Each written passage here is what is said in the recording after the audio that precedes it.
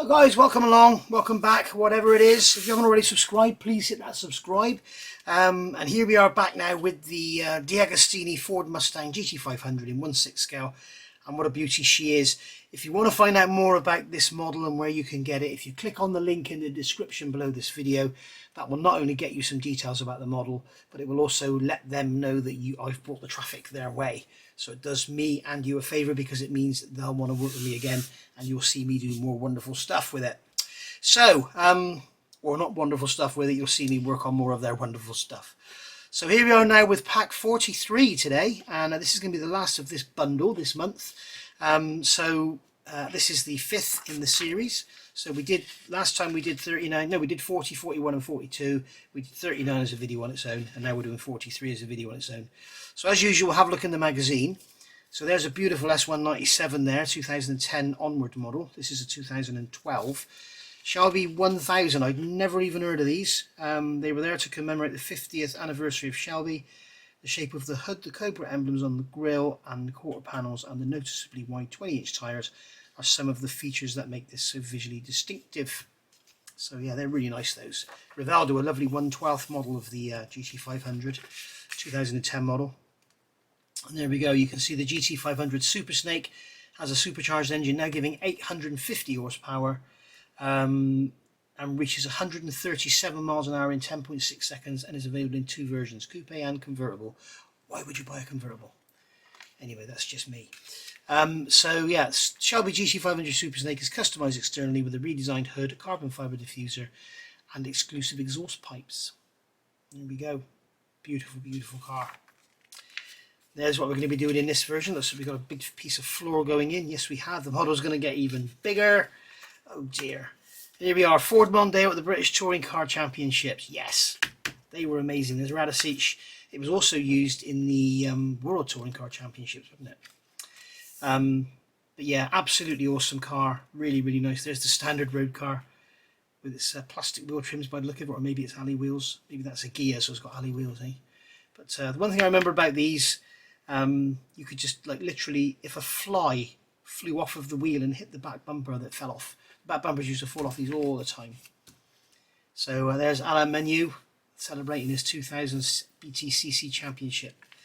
And there's Rouse, not to be confused with Roush. This is Rouse, touring car driver from the UK. Yep, beautiful. And there you can see one there with the huge wheels tucked into the bodywork, all the aerodynamics. That's Nigel Mansell driving that one. He had a massive off at Donington, if you remember. In the year 2000, the Mondeo dominated the competition, managing to win drivers and manufacturers' titles. That's how it went. I mean, back in '94, was it? It was Volvo, and then it was Alfa, and yeah. So, British Touring Car Championships seem to go that way these days. These days, it's just, I don't know, can't get too excited about it, to be honest. But anyway, what we're going to do in this one. So we've got our parts here for pack 43. I haven't opened it yet, but it's a nice big cardboard box. So we'll have a look in here, see what we got. This is going to be a big piece of metal floor pan, wrapped in paper, as I thought. So Recycling Man's going to be happy this week. There we go, there's our great big piece of floor. All in die-cast metal. So this is going to attach to the back end of the floor that we've already got. So retrieve the rear part of the chassis and position the immediate chassis. Actually, where are the screws? There we go, they're in there. See? Never had a part missing out of one of these sets yet. Okay, so we've got 5 screws there, so we're going to be using 4 of them. So we have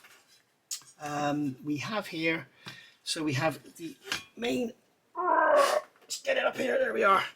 Oh, dear.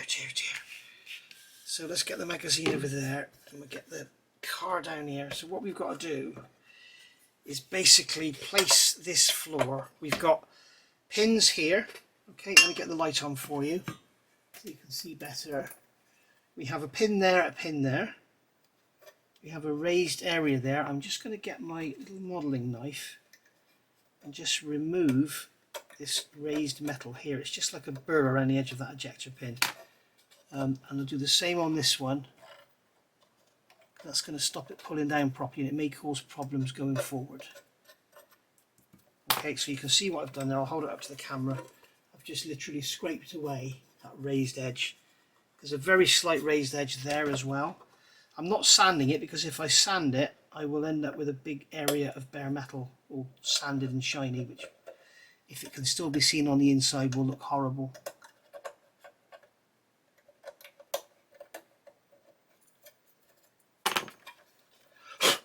There we go, all cleaned up, ready to go. Right, so we've got a recess in here, we've got holes there, we've got raised areas there, so that's basically just going to drop on there like that, as you can see, and it sits on there lovely. I'm going to get this cardboard block here and put it underneath so that it supports that floor there. Right, so basically what they're saying in the instructions is to fit the screws in a certain way. So what they're saying is to put one in here. Okay, so put one in there. I'm not going to tighten it up. And then I'm going to put one in here. Again, I'm not going to tighten it up. You can see I'm putting these screws in. They're going in really easy because I've tapped the holes. Cut the threads in the holes. Yours won't be going in so easy. Again, not tightening anything up.